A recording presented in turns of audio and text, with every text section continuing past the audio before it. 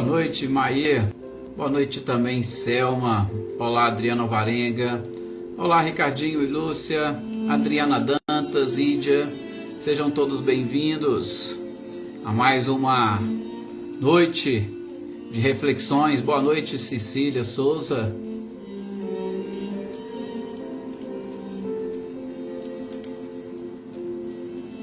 Olá, Claudionor, Michele e Gabriel, sejam bem-vindos.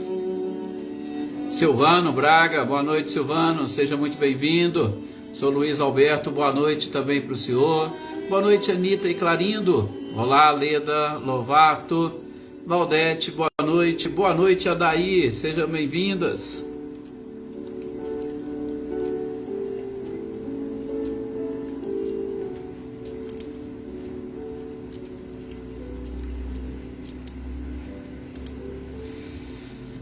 Boa noite também, Jocana. Boa noite, Wagner. Seja bem-vindo.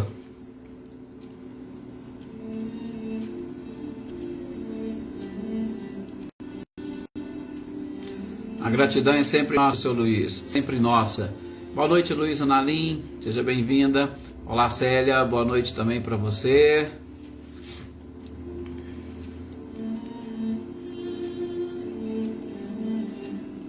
Com certeza, Wagner.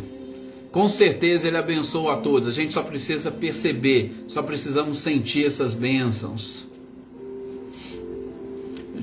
Joana Carneiro, boa noite, seja bem-vinda. Olá, Eveline, Roberta, Gabi, sejam bem-vindas também.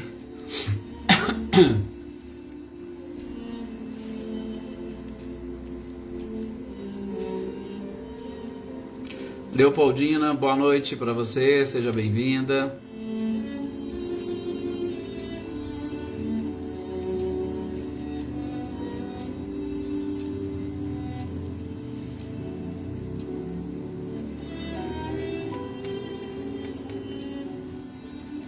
Senhor Antônio, que bom, boa noite, é bom sim estarmos juntos, com certeza. E vamos nesse instante então fazermos a nossa prece e pedimos a permissão para nós iniciarmos a reunião desta noite? Vamos lá.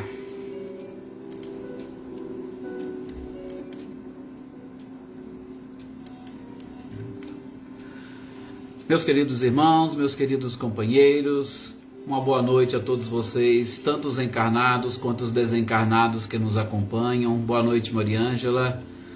Que nós possamos todos juntos, essa grande equipe, essa grande família, elevar o nosso pensamento agora ao mais alto e procurar sentir, captar estas bênçãos que Deus envia para toda a humanidade, através, simplesmente pelo próprio dom da vida, que já representa uma bênção e que às vezes nós não conseguimos pensar, nós não conseguimos agradecer.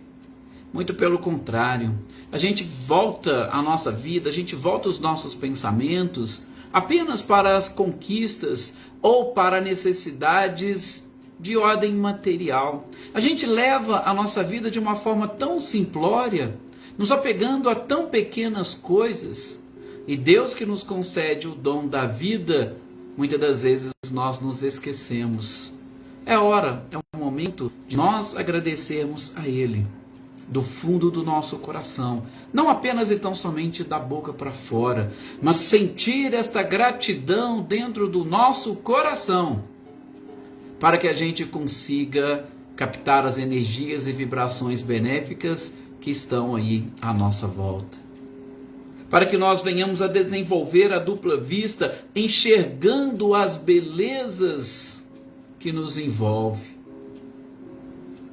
e assim vibrar, emitir energia, magnetismo, para que todos aqueles que estejam à nossa volta consigam captar, ou que nós possamos refletir essas bênçãos divinas para as pessoas, para os seres que comungam conosco desta existência, doando-lhes aquilo que lhes é necessário, para, sobretudo, despertarem a consciência para o encontro e a conexão com o Criador. Que essas energias e vibrações que nós emanamos constantemente sejam utilizadas pela espiritualidade para fazer o bem a toda a humanidade. Aqueles que vierem na nossa mente, que fazem parte das nossas orações, que estão ali presentes no nosso coração, que nós possamos doar diretamente essas energias. Mas tem muitos seres que nós desconhecemos e que precisam delas. Depositamos assim nos braços da espiritualidade tudo aquilo que somos capazes de doar, para que eles façam essa distribuição de cada um destes fluidos doados por todos nós e de preferência juntos.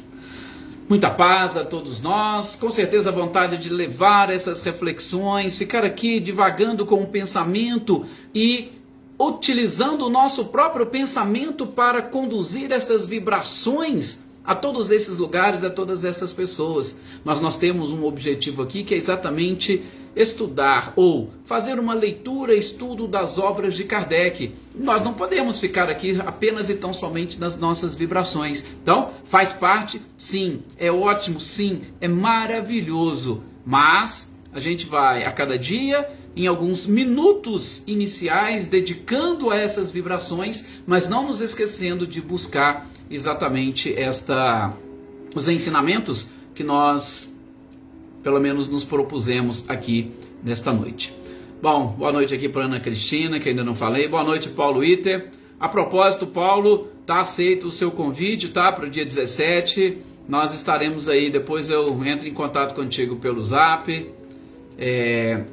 Elaine Oliveira, seja bem-vinda, Amanda, José Ricardo, Rosilda, Cecília, nossa companheira de Pirassununga, seja bem-vinda. Exatamente como diz a Marinha, que as nossas vibrações se transformem em energias de saúde e gratidão. Olá, Marcileia, e a todos os seus compartilhamentos, Luciano, Guilherme, Adriana Valério, boa noite, Aninha, Alisson, Adriano, Sinara, Emerson, e a todos aqueles que estão aqui, que nós não encontramos, não identificamos ainda os nomes. Natália, seja bem-vinda. Débora Negrini, boa lá, Débora, tudo bem? É o nosso querido companheiro Fabiano, sejam todos bem-vindos e vamos fazer a nossa leitura e estudo, né? Hoje, dia de nós identificarmos ou darmos a sequência àquelas informações que Kardec nos apresenta no livro A Gênese, o milagre e as predições segundo o Espiritismo. Boa noite, Leiva, seja bem-vinda. E nós estamos exatamente falando sobre os milagres que estão ali contidos no Evangelho, ou podemos dizer, alguns episódios envolvendo o próprio Cristo, que nós não conseguimos, sem esta lente dos princípios e das leis que regem, sobretudo o mundo espiritual, entender como que eles aconteceram. Então, nós estamos aqui com esse objetivo. Por isso, o primeiro ponto que Kardec coloca neste capítulo é sobre a superioridade de Jesus, que nós já vimos que tem uma qualidade, uma capacidade fantástica, assim como nós também temos todas essas condições de desenvolver essa capacidade, porque ele mesmo disse, vós sois deuses, e a nossa ciência, precária como ainda é, incipiente como ela ainda se encontra, ela mesma já definiu que nós não utilizamos sequer 5% da nossa capacidade cerebral, da nossa mente. Imagine se nós utilizássemos 100%. Então, são coisas que o Cristo fez e que nós também somos capazes de fazer, sobretudo quando dominarmos os princípios que regem as leis, sobretudo do mundo espiritual que nos envolve, e as leis que regem os fluidos, que é a origem de tudo que é material neste universo. Então, quando nós descobrimos, nós também teremos essa capacidade e poderemos falar da superioridade nossa, e em especial da superioridade do princípio espiritual sobre o princípio material. Falamos depois dos sonhos, da estrela dos Reis Magos, e nós paramos ali na dupla vista, começando a trazer ali aqueles episódios da entrada de Jesus em Jerusalém, aquele conhecido como Domingo de Ramos, né, que celebra-se a Igreja Católica no início da Semana Santa, aquela entrada triunfal e, sobretudo, aquela visão que o próprio Cristo disse do que os seus discípulos encontrariam na entrada da cidade, dando exatamente mostras de que ele enxergava muito além daquele pequeno espaço onde nós conseguimos divisar com os nossos olhos físicos. Depois, também, como forma inclusive de vacinar, essa é exatamente a expressão adequada, e claro, né? Uma expressão ou uma palavra que está em voga neste planeta, onde nós estamos também buscando uma vacina contra um vírus. Jesus vacinando os apóstolos e principalmente, que Kardec pontua aqui, Judas, através do beijo que serviu para entregar Jesus aos soldados, Jesus conseguiu vacinar antes, dando-lhes a oportunidade para que eles pudessem, se quisessem, até fazer diferente. Mas tem algumas coisas que exatamente estão ali nos desdobramentos da própria espiritualidade, sabendo que as criaturas, infelizmente, mesmo tendo o seu livre-arbítrio, não estão todas preparadas para avançar na senda da evolução e principalmente, mesmo com os conhecimentos que tinham, mesmo estando comungando da companhia do mestre dos mestres, muitos não conseguiram entender e assimilar. Por isso que eu digo que nós que aqui estamos tentando também buscar informações, tentando buscar esclarecimentos, a gente precisa buscar lá no âmago do nosso ser esta certeza de que nós estamos caminhando com a verdade, para que a prática seja também uma realidade da nossa vida. Boa noite, Sr. Antônio Pazotto, Isabela, boa noite, Helena Coelho, sejam todos bem-vindos. Então, vejam como que nós precisamos, assim como Cristo, aprender. Ele já antevia e vacinava. Nós temos a oportunidade de, nos conhecendo um pouquinho mais e melhor, também começar a descobrir como nós podemos fazer para evitar, sobretudo, dores e sofrimentos, como nós estamos identificando em diversas obras, inclusive no Céu e Inferno, nos preparando para o pós-morte. Boa noite, Dulce, seja muito bem-vinda. Então, nesta sequência, nós vamos falar hoje sobre um outro episódio também muito interessante, que é o da pesca milagrosa. Qual pesca milagrosa? Exatamente aquela, gente, onde Jesus estava ali conversando, tendo a oportunidade de conversar com os apóstolos, chegou, os pescadores já estavam ali recolhendo os seus barcos, os seus apetrechos, porque eles já tinham ido para o mar e não tinham alcançado, não tinham conseguido coletar ali os peixes para a sua alimentação, para a sua sobrevivência. E Jesus, chegando ali naquela oportunidade, ele vai justamente dizer, opa, vamos entrar no barco, vamos, já que a multidão está aqui e quer me ouvir, vamos subir no barco e dali eu vou falar para as pessoas, eu vou falar para as multidões. E aí começou a falar, passou um pouquinho, ó, vamos lá pescar. Poxa, mesmo, nós já pescamos, já fizemos tudo, não pegamos nada.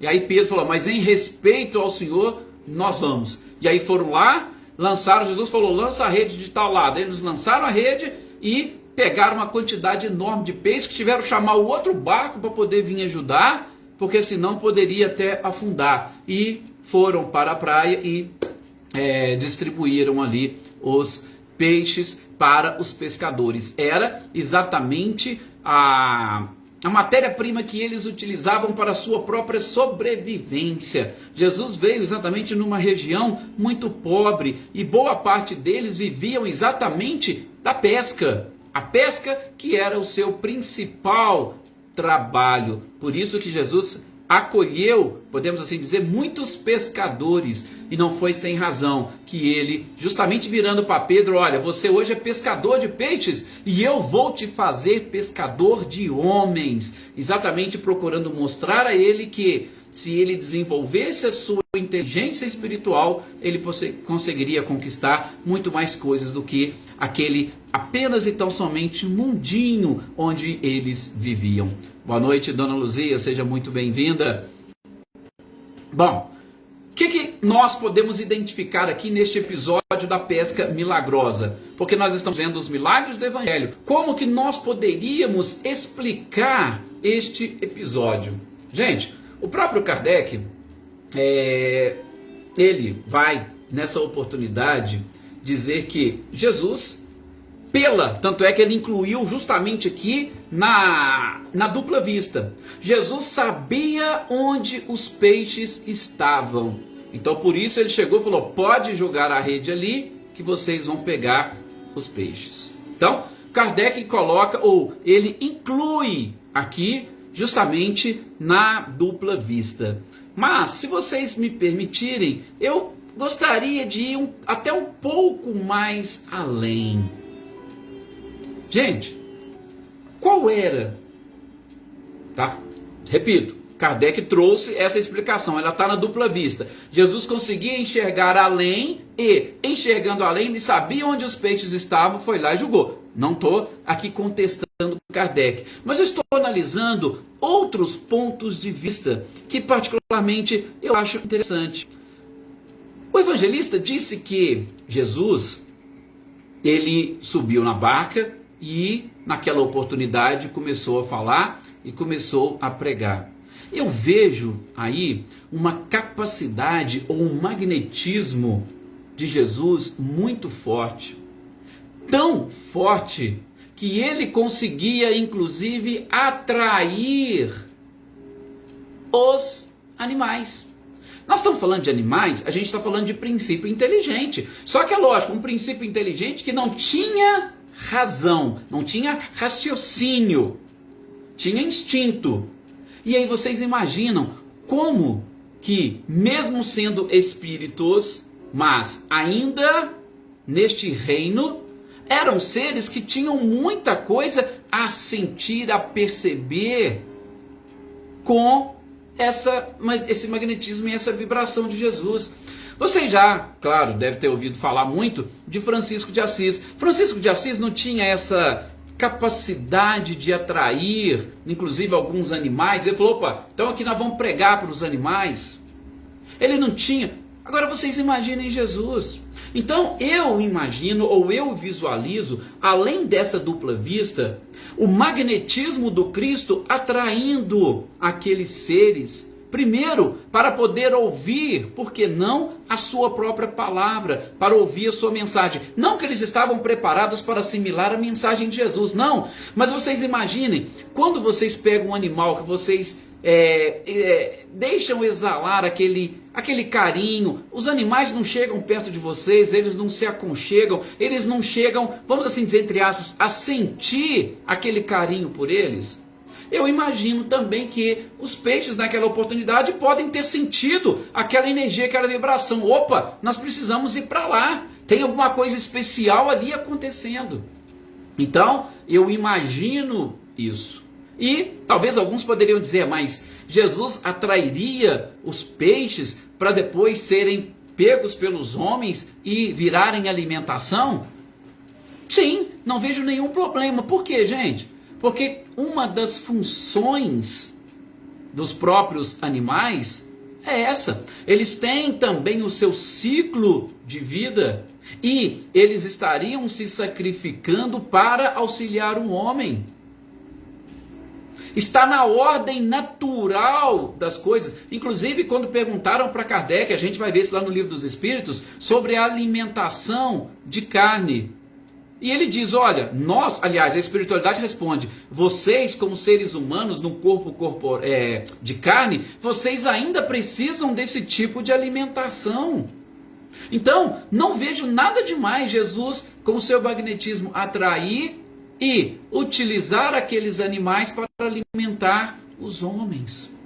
Tá? Isso aqui é só uma visão que eu tive e tive também essa vontade de falar para vocês. Aliás, às vezes eu falo gente, tá? Pode ser que esteja inspirado, são esses espíritos amigos que nos auxiliam. Às vezes não sou eu. Agora, se eu estiver falando alguma coisa, é claro, não são eles não, tá? O que tiver de errado, porventura, é influência nossa. Mas o que tiver certo, com certeza, é da própria espiritualidade. Porque nós somos ainda muito pequenos para poder encontrarmos até mesmo explicações para episódios envolvendo o próprio Cristo. Mas, como isso me ocorreu, eu falei: opa, eu vou comentar com eles, porque nós podemos ter uma visão ampliada. A gente não precisa ficar preso. Kardec foi exatamente este porto seguro para as interpretações, a espiritualidade também, mas nós estamos avançando e as interpretações também vão avançar, e por isso nos ocorreu uma explicação que eu acho também perfeitamente plausível para esses esclarecimentos, ok?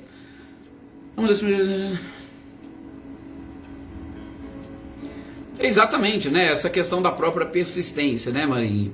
Bom, um outro episódio que Kardec já traz aqui dentro, nós estamos ainda tudo dentro da dupla vista, gente. E Kardec traz para nós a vocação de Pedro, André, Tiago, João e Mateus, tá? Assim como nós podemos estender para a vocação de todos os outros. Absolutamente todos os outros. Mas especificamente sobre esses os evangelistas tratam. E Kardec pegou e falou: opa, o que Jesus viu em Pedro, em André, Tiago, João e Mateus? Olha a dupla vista do mestre novamente funcionando. Boa noite, Maria Lúcia, boa noite também, Joyce Kelly. Veja a dupla vista do mestre funcionando. Nós não vamos fazer isso aqui, até mesmo porque, né, nós não temos tempo. Jesus conhecia pela dupla vista o interior, o que ia na própria mente, no pensamento das pessoas. E aí ele escolheu Pedro. O que vocês acham que Pedro pode ter contribuído para o avanço, vamos chamar, do cristianismo? Jesus não fundou nenhuma religião. O cristianismo foi fundado exatamente pelos homens, inclusive as palavras, né? A palavra cristão é atribuída pela primeira vez por Lucas. O cristianismo, o que Pedro representou para a difusão do cristianismo? Ele foi considerado inclusive o chefe dos próprios apóstolos. André, o que André tinha para contribuir? Jesus conseguia enxergar. O próprio Tiago, as suas características. Gente, tudo isso vocês podem pegar o livro Boa Nova de Humberto de Campos, que nós vamos encontrar lá ele discorrendo um pouquinho sobre a característica de cada um deles. E João, o mais novo dos apóstolos, qual foi a sua parcela de contribuição? Opa, o evangelho de João é algo fantástico para nós tentarmos entender e interpretar. E Mateus?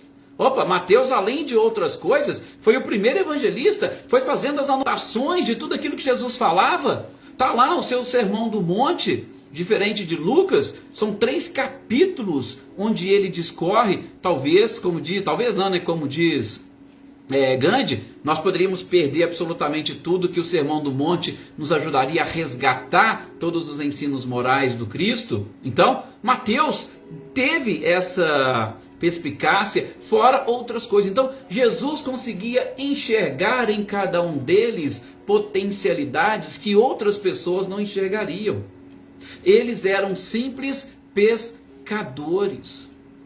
E vou dizer mais: Jesus conhecia inclusive as potencialidades mediúnicas ou as predisposições orgânicas de cada um deles. Se vocês pegarem os próprios evangelhos, nós vamos ver que em determinados episódios que aconteceu com Cristo, ele estava geralmente com 3 apóstolos: João, Pedro, Tiago. Eram os que mais estavam presentes com Jesus, principalmente naqueles momentos que Jesus se retirava para orar. Nós temos lá no Monte Tabor, porque eles detinham características que o Cristo conseguia enxergar. Então não foi um chamado aleatório, não. Tanto é que depois nós tivemos outros. Nós tivemos, inclusive, no colégio de discípulos e apóstolos de Jesus, nós tivemos aqueles 12 considerados 12 principais, que seriam os 12 apóstolos. Depois, nós tivemos discípulos de Jesus. Nos evangelhos nós vamos encontrar, especificamente no que diz respeito a esses discípulos, aqueles 72 que Jesus foi enviando 2 a 2 para espalhar o evangelho. E nós vamos ter outros amigos de Jesus, inclusive que estavam presentes lá na sua despedida da atmosfera terrena, que tinha lá os 500 da Galileia. Então, Jesus tinha uma equipe, mas a vocação desses 12 apóstolos foi algo realmente especial. E é exatamente isso que Kardec coloca, utilizando-se da dupla vista, que era a capacidade que Jesus possuía de enxergar além da matéria. Tá? De novo, Jesus, como nós falamos, ele estava, o seu corpo espiritual estava ligado ao corpo material apenas e tão somente pelos pontos imprescindíveis para a manutenção da vida corporal. Ele não estava preso e com uma ligação coesa como nós estamos, onde damos muito mais importância à matéria do que propriamente ao espírito. Sim, Wagner, Cristo é uma criatura especial, governador espiritual do planeta, que nos ajudou e que nos ajuda até hoje a enxergarmos essas coisas e principalmente o caminho para o próprio Criador. Bom, e a gente destaca, né, alguns pontos aqui principais nesta segunda vista. Primeiro, é aquela questão da relatividade. A dupla vista do Cristo, diferente do que muitos pensam, ela não se estende apenas e tão somente no espaço onde ele se encontrava, mas ela vai além do tempo que nós estamos acostumados. Mais uma vez, o que é a relatividade? Ou o que é o espaço-tempo? Espaço-tempo nada mais é do que os parâmetros que o corpo físico precisa, que representa os limites onde nós podemos ir, onde nós podemos chegar. Para o espírito, esses limites não existem. Então, a dupla vista vai com certeza muito além disso. Um outro ponto é que Jesus conseguia antever, provavelmente já tinha tudo ali na sua mente, o transcorrer da sua existência, desses 3 anos de vida pública que ele possuía. Então, com certeza, quando Jesus convocou Pedro, Jesus já sabia do episódio da traição. Tanto é que ele sempre agia de uma forma muito sábia com cada um deles, sem antecipar nada, sem dizer nada, sem menosprezar, sem constranger. Mas com certeza ele já enxergava muito além do espaço e do próprio tempo. Então, coisas que a gente precisa identificar. O que mais? Por fim, na dupla vista, identificar estas disposições íntimas da pessoa. Gente, eu imagino, claro, só posso imaginar. E eu acho que todos vocês também conseguem imaginar comigo. Vocês, por exemplo, que são casados, quando vocês olham para o companheiro de vocês, companheiro ou companheira, vocês não conseguem identificar, por exemplo, quando ele está triste, ou quando ele está alegre, quando ele está bem-humorado, ou quando ele está mal-humorado, quando tem alguma coisa o incomodando, vocês não conseguem perceber? E geralmente quando a gente percebe e que a gente tem, né, um mínimo de caridade, o que a gente faz? A gente evita de tocar em determinados assuntos ou de provocar a ira. Porque você sabe que às vezes a pessoa não está legal, então você evita. Isso é por quê? Porque em boa parte dos tempos nós transparecemos, sobretudo para os nossos familiares, porque na sociedade às vezes a gente usa uma máscara muito bem firme, muito bem rígida, e a gente não pode nem piscar o olho para poder não sair daquela postura e daquela imagem que eu quero deixar transparecer. Mas geralmente dentro de casa a gente deixa do lado de fora, na rua, todas estas máscaras, e a gente adentra ao lar da forma como nós realmente somos. Daí os companheiros, os pais conseguem ver e enxergar isso nos filhos, as suas disposições íntimas. Agora vocês imaginem Jesus. Qualquer sinalzinho que tivesse ali, ele conseguia identificar. E ele conseguia identificar e ele sabia como iria trabalhar com isso. Eu vou lembrar para vocês aqui um episódio que nós já até contamos, tá?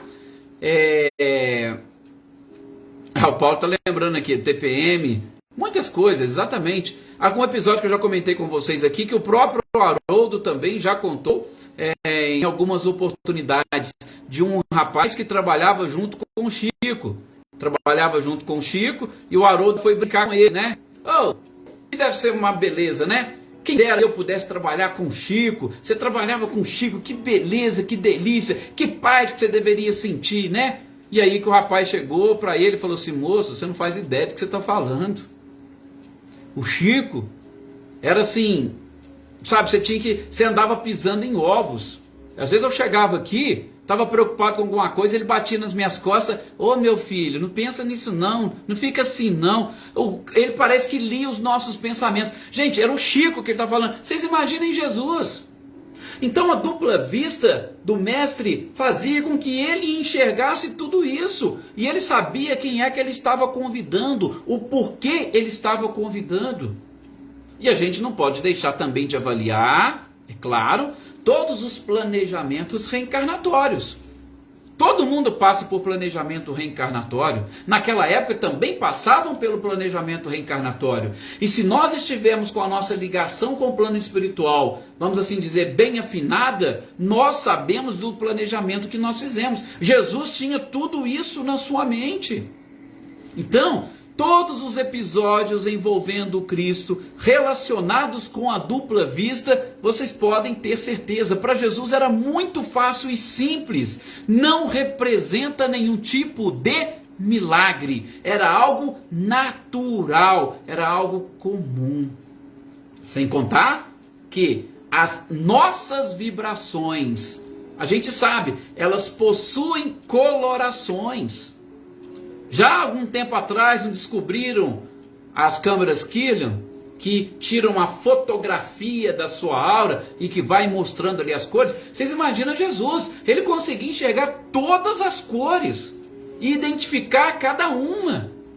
Como a gente vai ver no próximo, aliás, o primeiro episódio, porque deixando aqui a dupla vista, a gente vai partir para as curas. E a primeira cura que Kardec trabalha aqui é exatamente a da hemorroíça.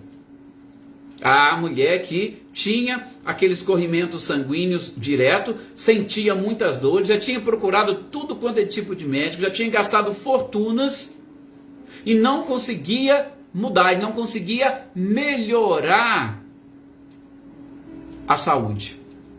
Mas ela resolveu procurar em Cafarnaum, já tinha ouvido falar de Jesus e ela desenvolveu intimamente uma vontade e um desejo de se aproximar de Jesus, porque ela tinha certeza que se ela chegasse e encostasse nas vestes dele, ela seria curada. Este é o primeiro das curas que Jesus fez, que Kardec coloca. Então, só para a gente fechar, a dupla vista, ela vai explicar, Kardec trouxe esses fenômenos, mas a gente vai ver muitos outros que o próprio Cristo protagonizou nos evangelhos. E é claro, as próprias curas, elas também tinham a dupla vista por trás, porque ele enxergava muito além do espaço, do tempo, o nosso próprio interior, as nossas disposições íntimas e, por que não, inclusive as nossas vibrações. Então vamos lá, o episódio das curas, iniciando, pela hemorroíça. É isso mesmo, Wagner, nós temos e a gente vai desenvolver cada vez mais. Basta nós começarmos a trabalhar nesse sentido da espiritualização íntima. A espiritualização do nosso ser vai fazer com que a gente consiga enxergar muito mais, desenvolver muito mais esta sensibilidade. Bom, o que é o episódio da hemorroíça chama mais a nossa atenção? O episódio chama mais a atenção. Eu não vou aqui, inclusive, falar sobre o episódio, porque se a gente for pegar cada um dos tópicos, cada um dos pontos, Nossa, isso aqui com certeza vai dar uma palestra inteira. Mas vejam, um dos pontos interessantes é exatamente a disposição da mulher, porque ela se predispôs a acatar e principalmente se predispôs a abrir o seu coração e a sua mente para toda e qualquer disposição que viesse do próprio Cristo. Tanto assim é que ela falou, eu vou e eu tenho certeza que se eu fizer isso, eu vou ser curado. Então, ela já se abriu a essas possibilidades. Vocês imaginem, uma pessoa sofrendo, principalmente com dores, por mais de 12 anos. Mais de 12 anos. É o que a gente fala, né? A questão do sofrimento, quando ele muda e altera as nossas disposições íntimas, provocando arrependimento. Porque Jesus completava, tua fé te curou, vá e não peques mais. Arrependa-se e não volte a cometer os mesmos erros. Então, o sofrimento é que vai impulsionar este arrependimento. E a partir do momento que ela já se colocou, que ela já se predispôs a receber tudo aquilo que viesse, ela já estava trabalhando com esse arrependimento e se preparando para a reparação. Aliás, eu vou abrir um pequeno parênteses, só para falar o porquê não desta reparação, e aí no próximo programa, na próxima quarta, eu volto a poder explicar e principalmente trabalhar alguns aspectos que o próprio Kardec também coloca para nós, tá? Só para a gente não alongar muito hoje.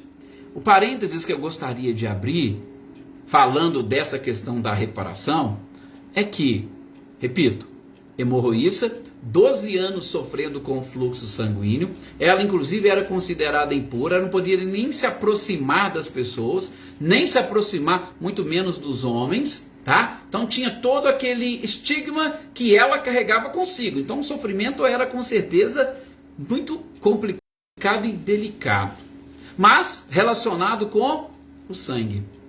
Ela se predispôs, foi, recebeu. E aí uma das coisas mais interessantes, né, a frase do Cristo, quem me tocou? Ele queria saber quem tinha tocado. Por quê? Porque ali no meio daquela confusão, alguém tocou nele de uma forma diferente. E aí nós vamos. Amélia Rodrigues traz para nós no livro Primícias do Reino. Título, A Mulher Hemorroíça. E o que ela nos diz? Ou que eu trago como uma revelação. Esta mesma mulher que tocou Jesus de uma forma diferente, que tinha essa doença que foi curada, foi a mesma que quando Jesus estava carregando a cruz rumo ao Calvário, ali, agonizando, suando, sangrando, ela chegou com um lenço e secou, enxugou o rosto do Cristo, como dizem os evangelistas, ficando ali gravado naquele chamado sudário, ficando ali gravado naquele pano, naquele lenço, as marcas do rosto de Jesus. Sim, aqueles que nós conhecemos como Verônica, segundo Amélia Rodrigues, é o mesmo espírito que foi curado pelo Cristo do fluxo sanguíneo constante. Ela também foi, só que aí ela tocou Jesus de uma forma diferente. Tocou Jesus com amor, com carinho, por que não com compaixão, vendo todo aquele sofrimento. Ela tocou de forma diferente, e dessa vez ela não tocou às escondidas, ela exatamente foi direto no rosto do próprio Cristo. Por que não? Seria uma reparação? Seria uma gratidão? Ficamos por aqui com as nossas reflexões de hoje. Amanhã a gente continua os nossos estudos, a nossa leitura do Livro dos Espíritos, claro. E na próxima quarta a gente dá sequência justamente desse ponto da hemorroíça, destacando aqueles tópicos principais que chamam mais a nossa atenção deste episódio, deste grande milagre considerado como milagre do Evangelho para as nossas reflexões e transformações. Muito obrigado a todos vocês pelo carinho, pela participação. Até o nosso próximo encontro. Tenham todos uma excelente noite.